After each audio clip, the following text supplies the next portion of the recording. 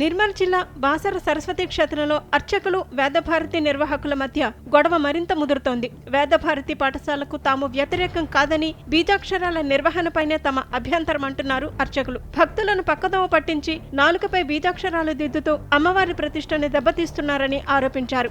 వేదం పేరుతో విద్యార్థులతో వెట్టి చాకిరీ చేయిస్తున్నారని ఆవేదన వ్యక్తం చేశారు. వేదభారతి పాఠశాల కొన్నేళ్లుగా బాసరలో పిల్లలకు వేద పాఠాలను నేర్పుతోంది. అయితే 2009 నుంచి ఈ పాఠశాలలో నాలుకపై బీజాక్షరాల పేరుతో పిల్లలకు అక్షరాభ్యాసం చేయిస్తున్నారు. బాసరకు వచ్చే భక్తులు అటు ఆలయంలో అక్షరాభ్యాసం చేయించినా ఇక్కడ బీజాక్షరాలు కూడా రాయిస్తున్నారు. తొలుత కొద్దిమంది మాత్రమే ఇందుకోసం వేద పాఠశాలకు వస్తుండగా క్రమంగా బీజాక్షరాల ట్రెండ్ ఊపందుకోవడంతో పాఠశాలకు క్యూ కట్టే వారి సంఖ్య కూడా పెరిగింది. దీంతో సరస్వతి అమ్మవారి ఆలయ పెద్దలు ఈ బీజాక్షరాల విషయంపై ఆగ్రహం వ్యక్తం చేస్తున్నారు. వేద పాఠశాలలో ఎలాంటి శాస్త్రోక్తమైన అభ్యాసనం జరగకపోగా ఇలాంటి విపరీత పోకడకు దారితీస్తున్నారని మండిపడుతున్నారు. వేదభారతి పాఠశాలకు తాము వ్యతిరేకం కాదంటున్న అర్చకులు బీజాక్షరాల పేరుతో భక్తులను మోసం చేయటాన్ని మాత్రమే తప్పుపడుతున్నామని అంటున్నారు. ఇదిలా ఉంటే వేద పాఠశాల నిర్వాహకులు విద్యానంద భారతి మాత్రం ఈ బీజాక్షరాలను సమర్థించుకుంటున్నారు. తాము 2009 నుంచి ఈ బీజాక్షరాలు రాస్తున్నామని ఇందులో తప్పేమీ లేదంటున్నారు.